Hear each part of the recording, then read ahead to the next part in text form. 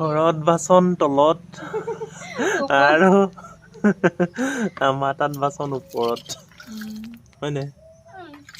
আৰু এইটোৱে হৈছে সুন্দৰ পৰিৱেশ আৰু এনেকেই থাকা সদায় তুমি আৰু ময়ো এনেকুৱা পৰিৱেশ এটা বনাবলৈ গৈ আছো